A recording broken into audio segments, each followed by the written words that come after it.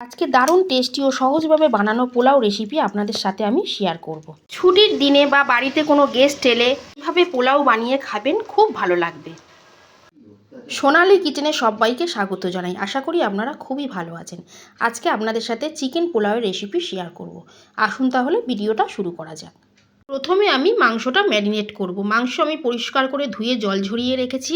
এবারে এর মধ্যে দিয়ে দেবো 1 চামচ পেঁয়াজ বাটা, 1 চামচ আদা বাটা, 1 চামচ রসুন বাটা, পরিমাণ মতো নুন, 1 চামচ ঝাল লঙ্কার গুঁড়ো, 1 চামচ জিরে গুঁড়ো, 1 চামচ ধনে গুঁড়ো, 1/2 চামচ বিরিয়ানি মশলা, 1/2 চামচ চিনি, আর দেবো ছোটো চামচে 2 চামচ টক দই, 1 চামচ গোলমরিচ গুঁড়ো।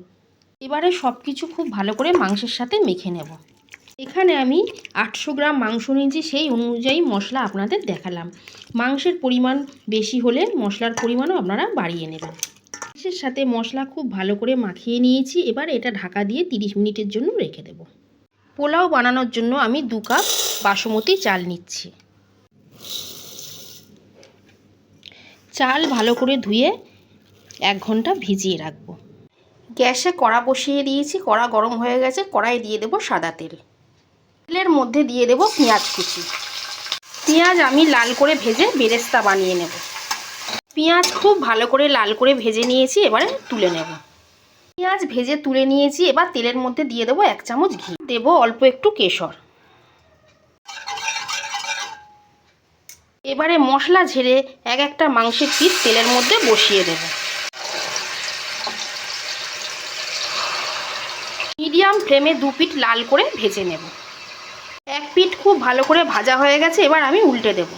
মিডিয়াম ফ্লেমে মাংস আমি কিছুক্ষণ ভেজে নিয়েছি। এবারে গ্যাসের ফ্লেম একদম লো করে দেবো। ঢাকা দিয়ে মাংসটা সেদ্ধ করে নেব। মাংস 70% মতো সেদ্ধ হয়ে গেছে। এবার আমি মাংসগুলো তুলে নেব। মাংস তুলে নিয়েছি। এবারে ওই তেলের মধ্যেই দিয়ে দেবো আরও 1 চামচ ঘি। ফোড়নের জন্য নিয়েছি অল্প একটু দারচিনি স্টিক, 4টে ছোটো এলাচ, 8টা গোটা গোলমরিচ, 2টো লবঙ্গ, 1টা তেজপাতা, অল্প একটু জয়িত্রী আর 1/2 চামচ সাজিরে। এবারে আমি ফোড়নটা দিয়ে দেব।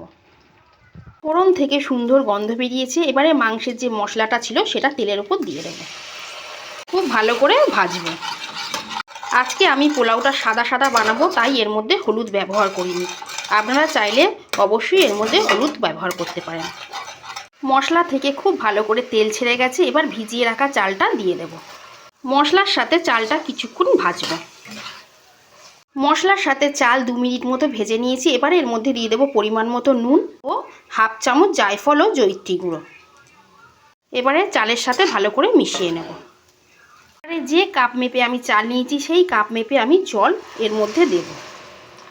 আমি 2 কাপ চাল নিয়েছিলাম, তার জন্য 4 কাপ জল এখানে ব্যবহার করব। আমি 3 কাপ গরম জল দিলাম আর দেব 1 কাপ দুধ, মোট 4 কাপ দিয়ে মাংসগুলো বসিয়ে দেব। একদম লো ফ্লেমে 15 মিনিট ঢাকা দিয়ে রাখবো। 15 মিনিট পর ফিরে এলাম। একদম রেডি। ওপর দিয়ে দিয়ে দেবো 1 চামচ কেওড়া জল, কাঁচা লঙ্কা ও বেরেস্তা। এবারে ঢাকা দিয়ে আরও 5 মিনিট রাখবো, তারপর সার্ভ করে আপনাদের দেখাবো। দেখুন বন্ধুরা, পোলাও কত সুন্দর ঝরঝরে তৈরি হয়েছে। চিকেন পোলাওয়ের রেসিপি আপনাদের কেমন লাগলো কমেন্ট করে অবশ্যই জানাবেন। ভালো লেগে থাকলে আপনারাও বাড়িতে এইভাবে বানিয়ে খাবেন। আশা করি আপনাদেরও খুবই ভালো লাগবে।